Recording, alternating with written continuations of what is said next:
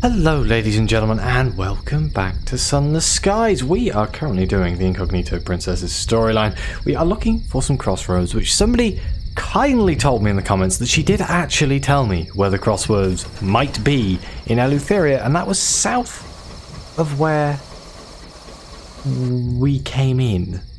So down here somewhere, the one part of Eleutheria that I've never explored. So this could be very interesting, or potentially horrendous. I did pick up some fuel and some supplies. Hopefully it's enough. It doesn't look like it now, but I'm sure it'll be fine. We've only got 3. Oh, way more supplies than I thought. I think I just bought 4 of both without actually looking at what I was buying, what I needed more of. But oh well, it will be fine. We just got to watch out for all of the night critters that are around here and hope for the best. It's really weird. It's Christmas Eve right now when I'm recording this video.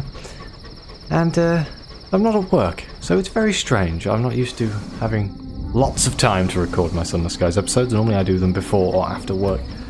So everything's a little bit more relaxed.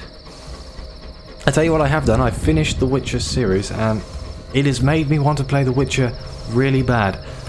Namely the third Witcher. Because I never finished it. I barely started it, to be honest. And I saw it was on the Steam sales, and I have bought it, and I am kind of tempted to do a stream later. I normally do a Christmas stream between Christmas Eve and Christmas. Oh, let's mom dead. And I might do The Witcher. Last year it was Dark Souls, and I usually like playing Dark Souls because, well, Dark Souls, I'm actually good at Dark Souls. But The Witcher could be interesting. The only problem I have is it does have nudity in it, if I remember correctly, and that could just flag my channel for all sorts of horrendous rubbish. But, who knows? Maybe. If you're interested, let me know if anyone's actually watching this. I mean, it will probably be the day this comes out, so today, probably around 8 o'clock tonight. Is that one that likes the dark? That's a dowser. Don't want to mess up the dowsers. God damn it, that's a wind. I don't particularly want to go through the winds either. Alright, it's gone. Let's turn the light back on. Candle flame wickers in the dark, wind howls through the plating, your crew draw close and their bellies groan. Yep, okay.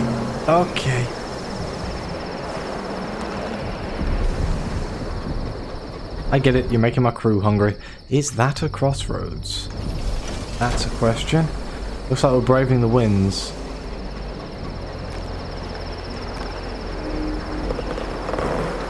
No, that's a library. Okay, well let's send out the... Owl. I always want to say bat. Okay, there's 2 moons. Wait, what's moon? What is moon? Oh, well, I'm sure we'll find out. I'm sure it couldn't possibly be terrifying. Any way, shape or form. This is destroying my larder and my terror at the same time, so this is real fun. And we can't cheat our way through anymore. Not to the same efficiency that we used to be able to. Fail better fixing all the things. I'm not complaining though. Okay, it's over here somewhere. Let's see if we can find it. I'm really looking forward to see what Failbetter do next. Because Sunless Seas, I keep trying to play it on my own. Moon means something there, I don't know what it is. I keep trying to play it on my own, and it's slower paced than Sunless Skies. Sunless Skies holds your hand a lot. Oh dear. Oh, I've made a horrible mistake. Never mind. Won't even have to speed that one up. Wonderful. Let's see if we can get ourselves a Sky story or a tale of terror. Oh, actually, should we gain some hull? We are looking a little bit broken. There we go. Never say no to some free hull. Send out the owl again, see if we can scoop anything up. I'm going to head off. Okay, there's another one down there, but I'm going to basically just go to all of them, and hopefully one of them will be a crossroads. If not, we'll be in trouble.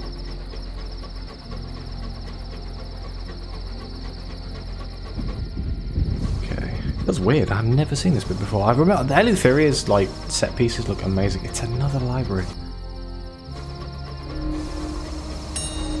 On the plus side, I'm going to have loads of these fragments. I need these fragments for a quest in the Blue Kingdom. Am I correctly? The one with the number 7s. Which I didn't realise had a massive thing in the Fallen London universe until I did that quest. And everyone's like, 7. I'm like, what? 7? But yeah, turns out the number 7 is very... I've only got 1 fuel left.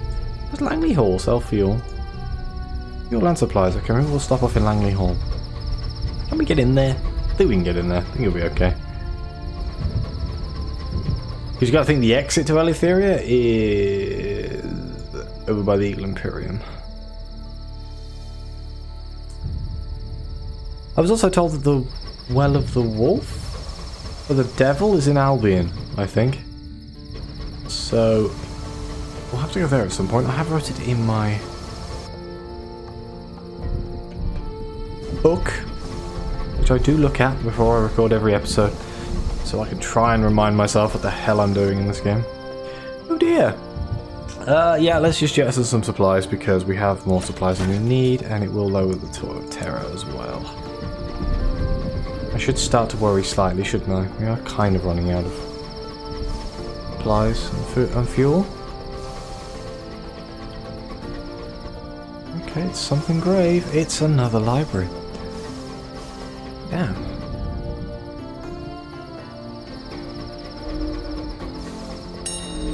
Okay, well... should I go pick up some fuel? Or should I just kind of go... It said south, so like here? Maybe I've gone too far down. Because it's a circle.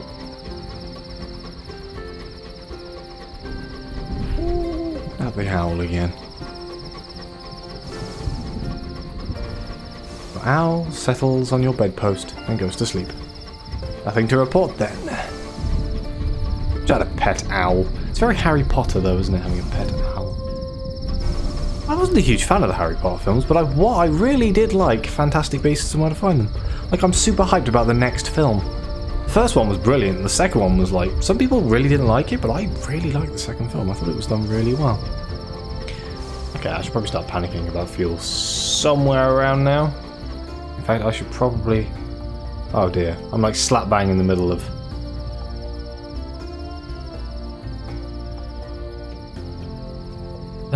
you know what? Let's go to Langley Hall.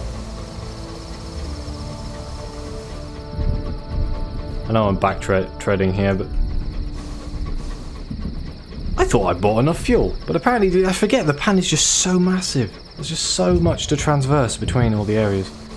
It feels open compared to all of the other maps in Sunless Skies, which is a bit strange. Because obviously they redesigned them, didn't they? Albion and the Reach. But Eleutheria was the original one that I was like, oh my god, this is so closed. But the Reach now is all just closed little passages. Very cool.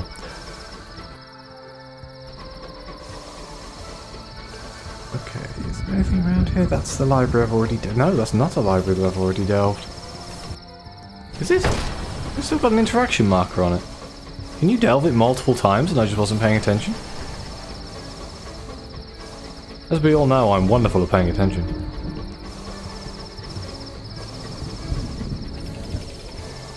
Oh, you can't delve it multiple times, it's just the light's still there for some reason.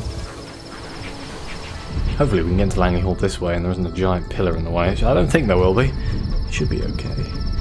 I really hope I managed to find a crossroads this episode, that'd be nice.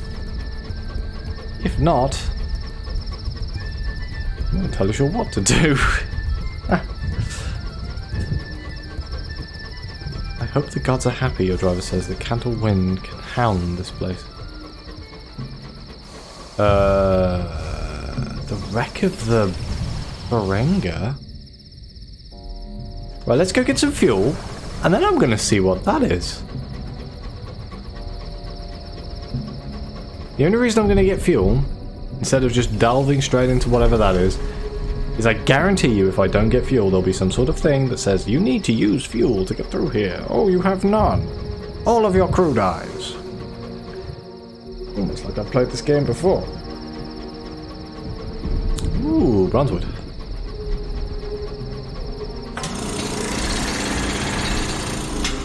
Squeezing past here, through here, and then grab. We'll dock at Langley Hall. This is the house that constantly shifts. Never did finish this place either. In fact, I did quite a lot of Eleutheria, but there was a lot of like the end stuff that I didn't know. The Midnight Groves. Guessing that's find all the docks in Eleutheria. Let's just go to the shops. I don't want to look around too much.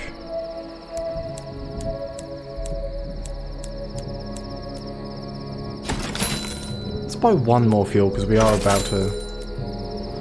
Okay, so let's go back to the wreck of the... I totally didn't just put a missile through the window of the Sauvaget or whatever it's called. Let's go back to that wreck of the Berrenger. Not what I meant to be doing in this game. Or this episode. Meant to be the Incognito Princess. But who knows?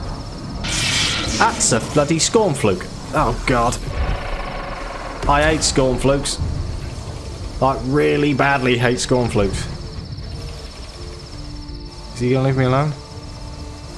Seems to have left me alone. I don't want to fight it unless I have to. Scornflukes have that AoE thing, and they make horrible noises, and I really don't like them. It's fine. We're fine. This is not where you thought you were. We have a 91% chance if we press on, push forward into stranger skies, and hope that somewhere beyond you'll find familiar territories. Yes, success! You order the crew to hold the course as you traverse this uncanny fold of the sky. Eventually, your navigator utters a grateful oath. A landmark! You are found again. Thank God. That would have caused some issues, wouldn't it? I think Eleutheria is the last place in all of the skies that you actually want to get lost. Because it's not a nice place. Now, I'm convinced I've never done this before. The wreck of a type you've never seen before.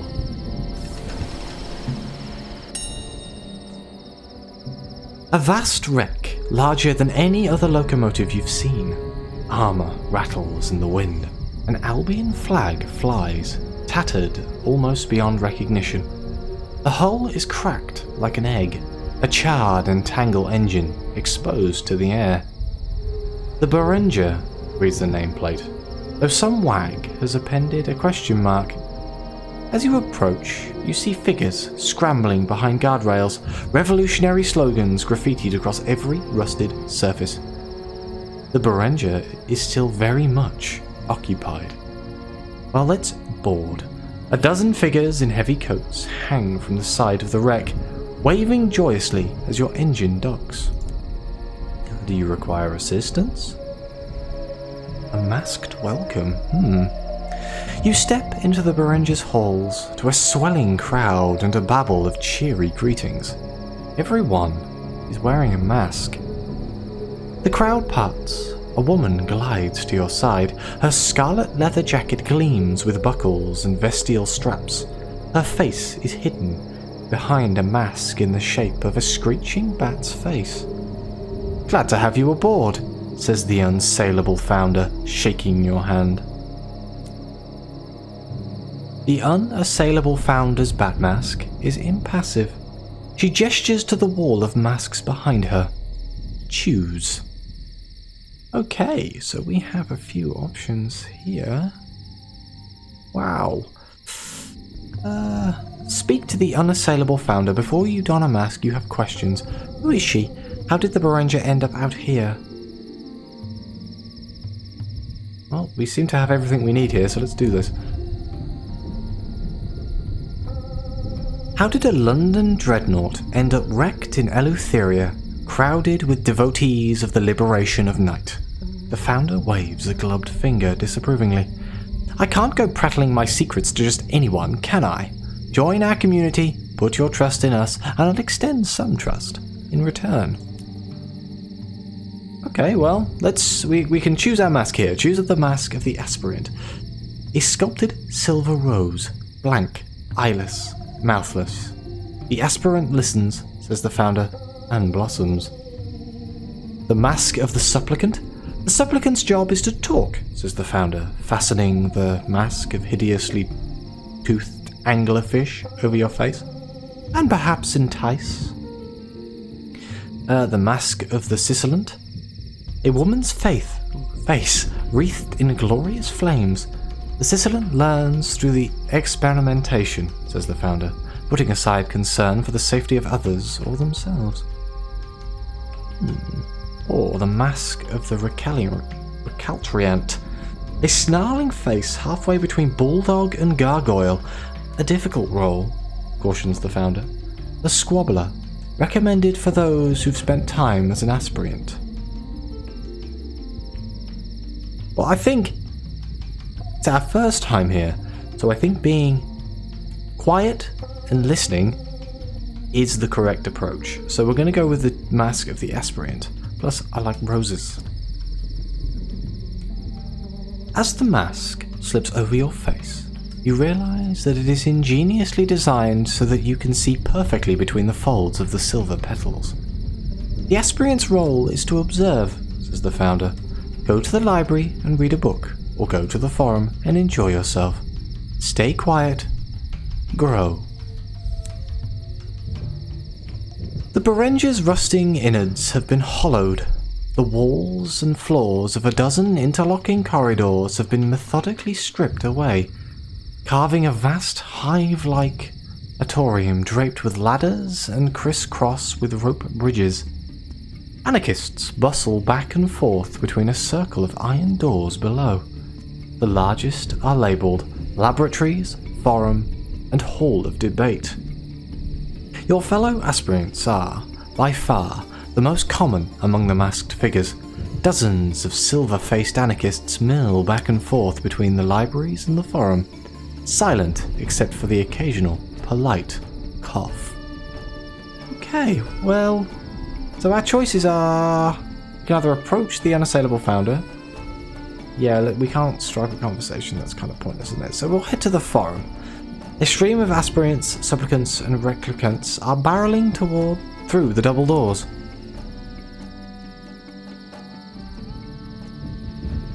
The forum greets you with a cacophony of competing voices and the acrid stench of gunpowder. This was once the Dreadnought's vast storage room, and now munition crates have been stacked and shoved together to create a semicircle of stages. Hopefully, no one lights a cigarette. The stages are occupied by supplicants, voices raised. Okay, let's not tell a story from our travels. Let's attend a lecture. You flit between supplicants, one is tipping over his words, another reaching her conclusion. Finally, you find a speaker whose words are intriguing. The first lecture, you notice, is being delivered by a compact woman of unmistakably military bearing, with one leg that appears to have been replaced below the knee by a fire poker. She's talking about something called the binary. A team of recalcitrants are trying, but failing, to shout her down. The other lecture to catch your attention is being boomed across the forum by a tall, grotesquely muscular man with a beard that explodes from beneath his mask. His voice is both extremely loud and mesmerizing in its sing-song cadence. That reminds me of the man in Fallen London. The jolly scientist fellow with a big beard. So we can listen to the binary. This will earn the respect of the founder. You will gain a savage secret and an Eleutherian mystery. Or we can listen to the muscular man's lecture. This will earn the respect of the founder, and you'll ensure what you'll gain. I think a savage secret and an Eleutherian mystery is probably the most useful, but then on the other hand, I like rolling the dice. So let's listen to the muscular man's lecture. The huge man, though erudite, does not have much to say. He delivers nothing but smooth propaganda about the heroism of the liberation of night. the progress it makes in scouring an increasingly empty sky and the limitless tyrannies of its enemies. Nevertheless, his audience grows and grows. His every sentence is greeted with a cheer. Some supplicants win an audience on merit, murmurs the Unassailable Founder, who has appeared at your side, arms crossed. Some, unfortunately, outcompete their fellows by offering what they know we want to hear. I must admit, there are some flaws in my system. By listening to the lecture, you have shown the Founder that you can be an aspirant. Perhaps now she will tell you more about herself.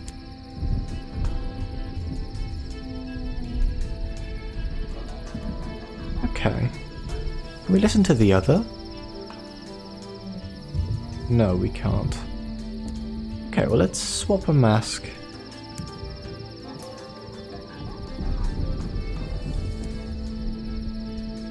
Or we can ask her why, okay. The Founder lingers in the Berrenger's central auditorium, hands in the pockets of her leather jacket, chatting to everyone who passes.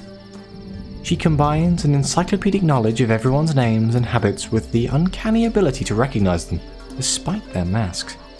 Questions, complaints, she asks, turning to you, or simply here to take a new role? Let's ask why her mask is different from the others. The face of the bat is distinctive. You've not seen another during your time aboard the Berrenger.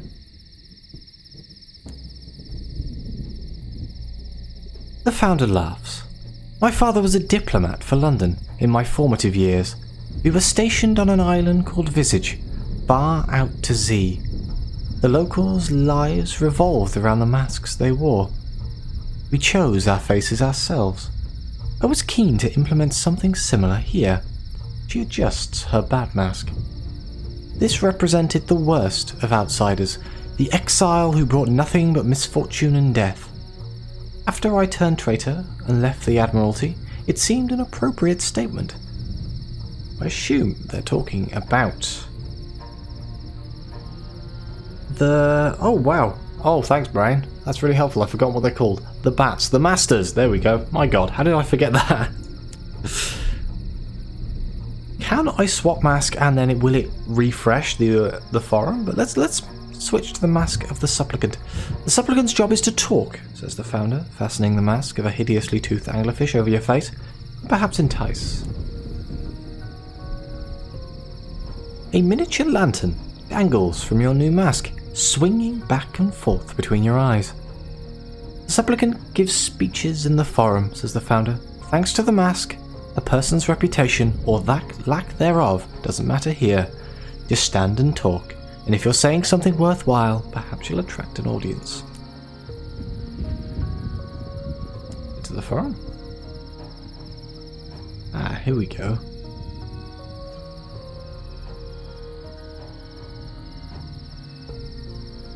Tell a story from your travels. This shouldn't cause us any trouble. It's not precisely a lecture, but as a supplicant you can speak about whatever you wish. The right audience will find you. That sounds like YouTube. You climb onto an unoccupied stack of bomb crates and launch into a reliable favourite from your stable of anecdotes. You attract a small but excitable audience who gasp and cheer at all the appropriate moments. When you reach the conclusion, they applaud more than politeness necessitates. Oh, we lost some terror. That's wonderful.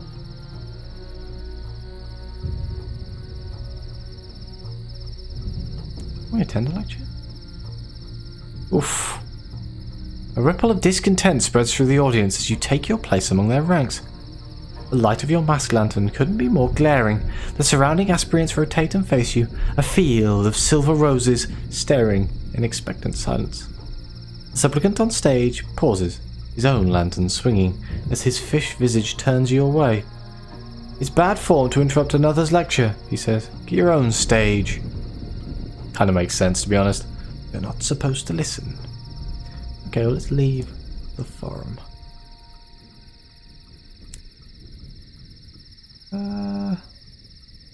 Can we swap our mask to something else?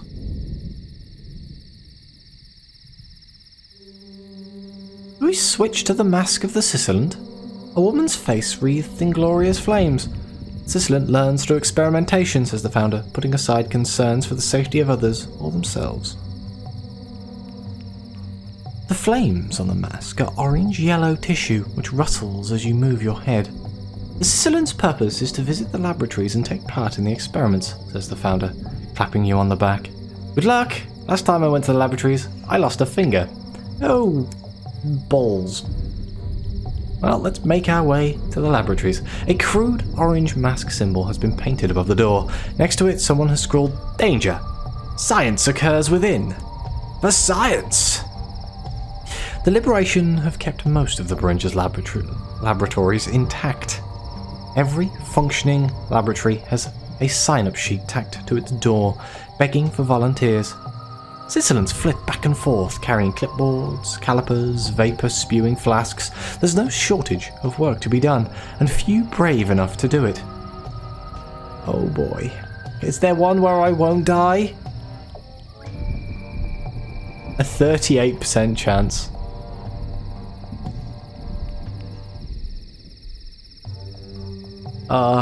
You approach a laboratory and begin to write your name on the sign-up sheet. Before you reach the third letter, you're yanked inside. Oh, let's hope. Damn it. The Sizzlants hand you a beaker of frothing grey fluid.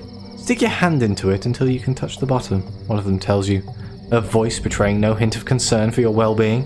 But do it slowly. Too fast, and you'll experience no measurable effects, and only a little pain. You attempt to follow her instructions, but the liquid clings to you like concrete and blisters your skin. You withdraw your hand as fast as you can, making her hiss between her teeth and shake her head. Next! Damn it. We failed. Okay, can we try? The supplicant. No, we've done the supplicant. The recalcitrant. Oh god. A snarling face halfway between a bulldog and a gargoyle. A difficult role, cautions the founder. A squabbler, recommended for those who've spent time as an aspirant. I do like debate. The mask is oddly uncomfortable, digging into your skin, cutting off the blood to your ears.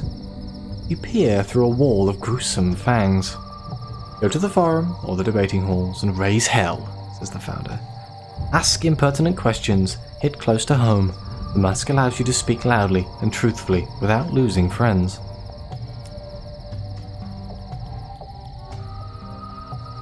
You can go to the Hall of Debate.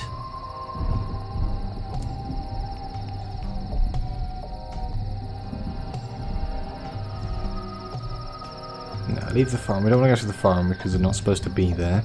So it is the Hall of Debate. Recalcitrants barge in like ants invading a rival's nest. Some wit has painted over the door. Abandon the slippery slope, all ye who enter here. The Hall of Debate was once the Dreadnought's gun deck. A row of gargantuan cannons still point out at empty sky. Recalcitrants swarm under the artillery, shouting, stamping and roaring. The main debates take place on a raised platform. Would-be rhetoricians take center stage, declare their argument, and await challenges. 3 recalcitrants state their position. Which will you dispute? Okay, I may actually stand a chance in this room. The first one is the liberation of night is justified. An uncontroversial position, at least aboard the Berrenger. If you challenge this, the audience won't be on your side. Okay, the Berrenger is a waste of time and should be destroyed. Recalcitrant rolls forward on his wheelchair and states his position cheerfully. Despite the roars of outrage, the audience will be on your side. 56% chance. Morality is a social construct that collapses without the fear of punishment. That is probably true. Do I have to argue that? The recalcitrant clearly hopes to deal only in extract philosophical matters. The audience won't have a personal stake in the outcome. Well, this is the one where we may actually stand a chance, 82%, so let's go with this. Hey! Consider Plato's ring of Gyges, declares your opponent. If there were no consequences, no one alive could resist the power to enrich themselves at the expense of others. You offer a counter. Perhaps the majority would succumb, but there are some to whom their self-image matters more than their mask. After a raucous back and forth, she concedes defeat, and the surrounding recalcitrants roar. Someone presses a coin purse into your hand. "A bounty," he says. "We've been trying to best her for weeks." Ooh, 25 sovereigns. By changing someone else's mind, or changing your own, you have shown the founder that you make a respectable recalcitrant. Perhaps now she will tell you more about herself.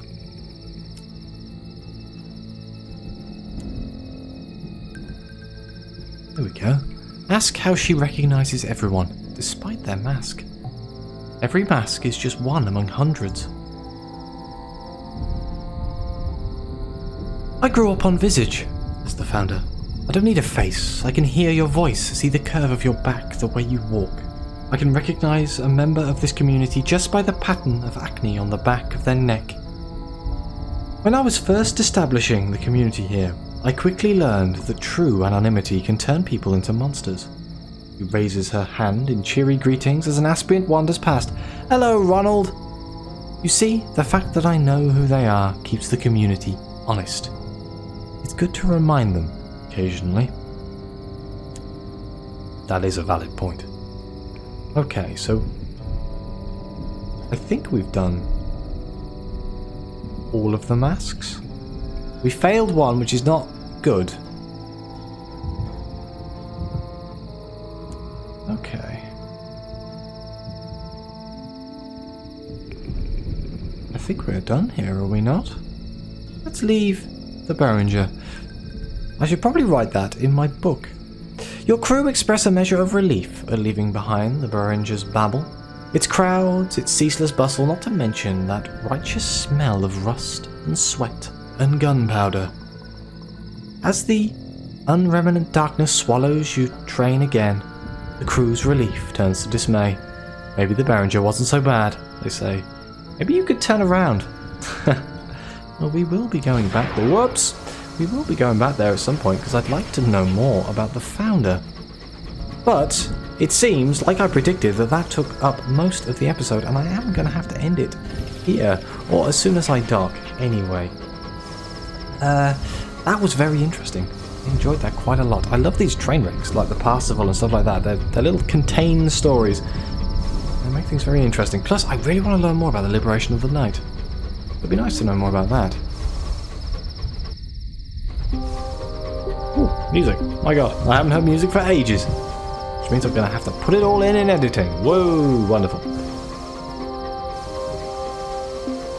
And the soundtracks of these games are some of the best, like my favourite music. It's really good background music. Really, really good. Well, we're going to dock here at Langley Hall, just to save it. And I guess in the next episode we will try and find a damn crossroads. There's got to be one around here somewhere. But please let me know what you think. Like, subscribe. As always, your comments are greatly appreciated. And I'll see you next time.